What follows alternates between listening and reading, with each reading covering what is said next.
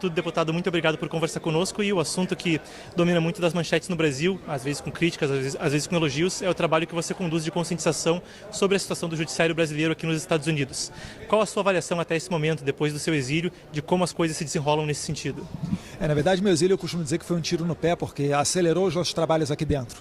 Graças a Deus, durante anos eu já venho fazendo esse trabalho, porque é muito complicado você chegar aqui na porta do Congresso mais disputado do mundo, da Casa Branca, onde diversas pessoas de várias nacionalidades vêm com alguma demanda, e você conseguir ter essa abertura de porta e um espaço para levar as demandas brasileiras. E, na verdade, eles já sabem muito bem o recado, porque isso não se trata apenas de Brasil, o que já seria importante e suficiente para merecer a atenção dos americanos, mas passa também por preservar a jurisdição norte-americana. Quando você fala para eles das todas as questões, por exemplo, que o Alexandre de Moraes tentou extraditar o Alan dos Santos, não teve sucesso, porque tratava-se de crimes de opinião.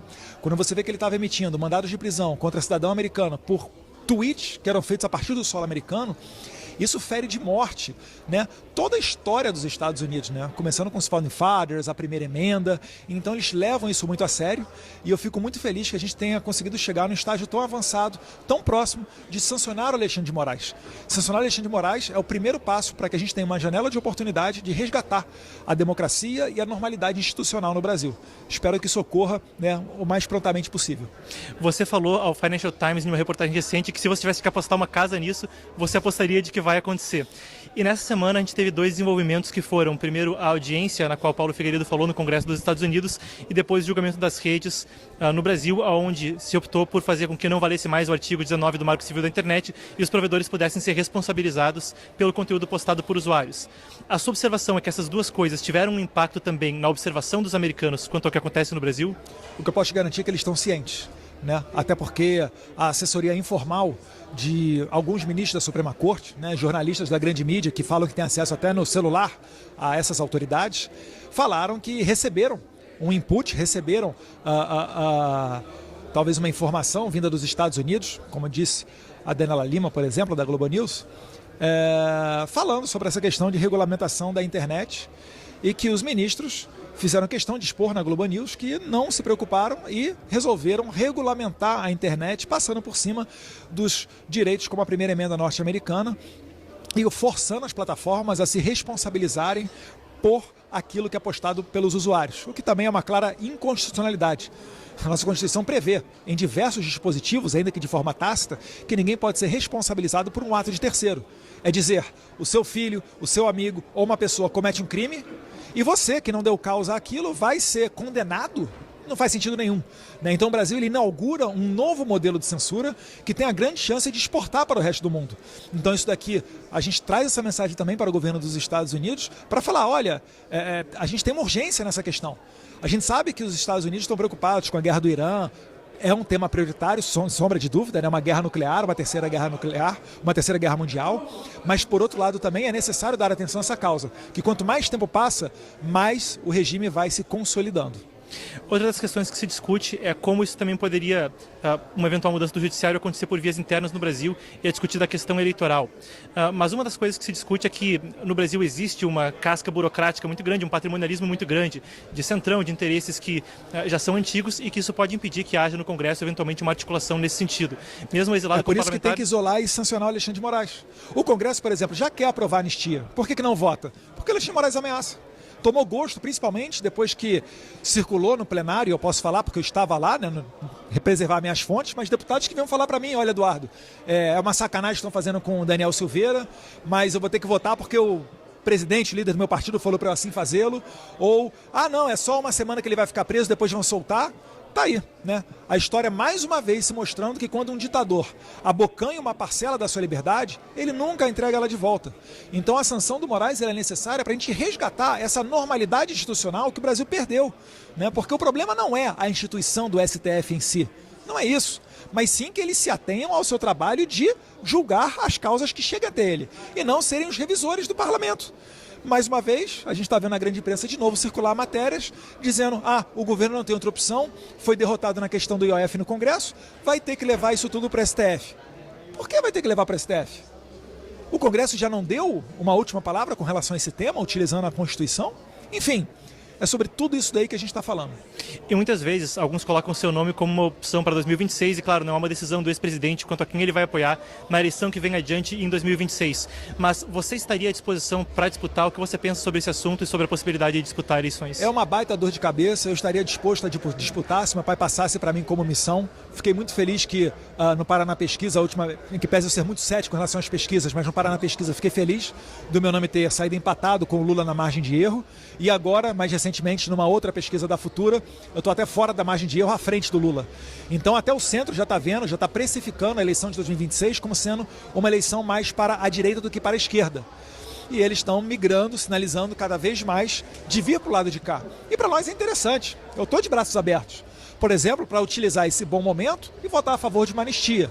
Mas, mais uma vez, não só a anistia, como o meu retorno ao Brasil, como a eleição de 2026, vai passar por sancionar Alexandre de Moraes.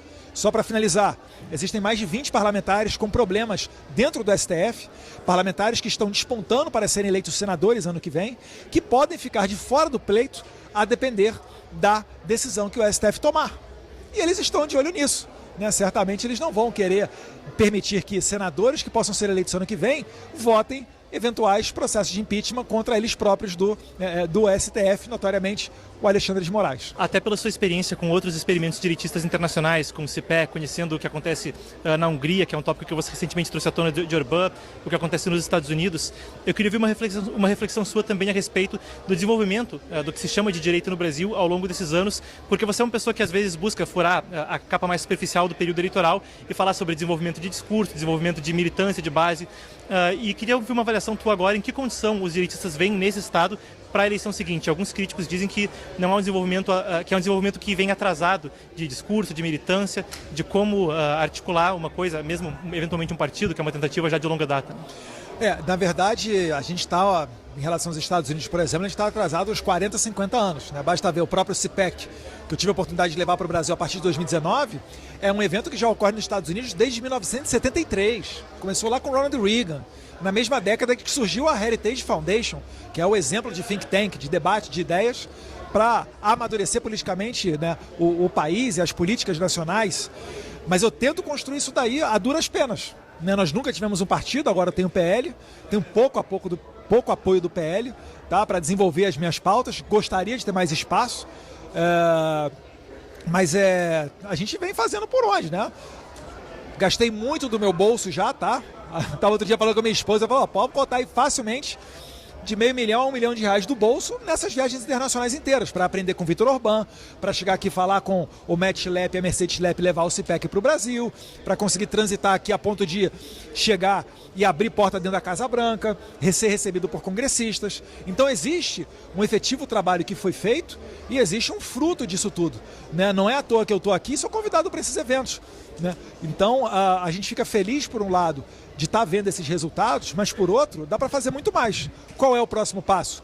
É ter um financiamento organizado para que você faça eventos, livros, Por exemplo, a Heritage Foundation. Um militar que vai combater no Afeganistão, em qualquer outro local, ele retorna para os Estados Unidos, se ele se aposentar, se ele tiver alguma impossibilidade por ter amputado algum membro, de seguir trabalhando no Exército, essa pessoa é chamada para produzir papel e conhecimento, por exemplo, o Plano de Defesa Nacional, dentro da Heritage Foundation. Esses documentos depois alimentam todos os políticos, todos os prefeitos do país. Então aqui, quando uma pessoa é eleita prefeita, ela já chega ali e já tem algo organizado para, olha, na área da educação você vai fazer essa missão, na área da saúde é assim, no saneamento básico é tal, na parte de agenda ambiental o seu posicionamento vai ser assim. No Brasil isso é desorganizado, por vezes até no nível do Congresso um deputado vai votar uma matéria que ele não tem opinião formada sobre aquilo, muitas das vezes ele tem que olhar no painel a sua orientação do líder e ir lá e votar. Então a gente tem que dar esse passo para fazer um movimento sólido. A gente já passou da fase de saber o que a gente não quer. A gente já sabe que a gente não quer o PT, a gente já sabe que é ruim o comunismo. Agora a gente tem que ter a pauta propositiva. Energia, infraestrutura, saneamento básico, educação. Essa eu acho que é a parte principal que a gente tem que tratar agora. Mas isso é uma coisa possível de se fazer no Brasil, onde o loteamento de cargos e articulação é uma coisa tão importante em termos de conciliar? É complicado, Reduz muito o seu potencial de ação. É o que eu estou falando. O PL recebe, em média, R$18 milhões por mês. faz alguns trabalhos com alguns deputados, algumas pessoas, mas eu acho que é ainda aquém daquilo que seria possível. Porque ainda há uma mentalidade de se enxergar o investimento nessa área apenas no período eleitoral, ignorando toda a parte cultural. Eu quero fazer o que eles fazem aqui, eu quero fazer a formação de quadros para sair candidato. Eu quero botar a pessoa para estudar e saber por onde é que passou o socialismo, por que deu errado, qual a teoria econômica que você adota. Eu quero saber isso, porque isso vai preparar esse cara para quando ele chegar no Congresso, defender propriamente as suas agendas, saber com clareza onde é que ele quer chegar, jogar o jogo dentro do parlamento, saber que no tempo eleitoral é outro jogo que é jogado, e assim você conseguir fazer uma disputa muito mais igual com a esquerda, como é aqui nos Estados Unidos, que tem think tank. Pô, Heritage Foundation são mais de 100 milhões de dólares por ano o financiamento deles. A maior parte disso vem de doações pequenas, né, da tiazinha do Zap lá de Iowa, do meio da fazenda. A gente consegue ver aqui um partido republicano, que bem ou mal é um partido organizado. Você tem aqui o maior encontro de conservadores do mundo, o CIPEC. É isso que eu quero fazer no Brasil, não pensar apenas na próxima eleição. E falando na próxima eleição, para a gente encerrar com uma nota a respeito, mas a expectativa é que o anúncio de um eventual apoiado pelo ex-presidente Jair Bolsonaro fique para o último instante, ou existe alguma projeção da parte da família de vocês? Eu creio que essa decisão é clara, se passa pelo presidente Jair Bolsonaro. Eu, por óbvio, não falo em nome dele, mas eu vejo que enquanto tiver a possibilidade dele sair candidato, não faz sentido ele apoiar outra pessoa, né? Porque o sucesso eleitoral de uma candidatura presidencial não vai ser definido, o Bolsonaro tem que apoiar agora, a pessoa vai ter vitória, se apoiar em setembro, outubro, novembro, dezembro, até ano que vem, essa pessoa vai ter insucesso. Não vejo dessa maneira. Bolsonaro pode apoiar até ano que vem, que o apoio dele seguirá determinante e seguirá sendo, né, o decisivo para a eleição. Então, eu acho que tudo a seu tempo, né? E eu creio ainda que com a sanção do Alexandre de Moraes, nós possamos ter uma real possibilidade de que ele volte a ser o presidente do Brasil. Porque ele Jair Bolsonaro já é o presidente do Brasil. A gente só tem que ver a questão se ele poderá concorrer ou não.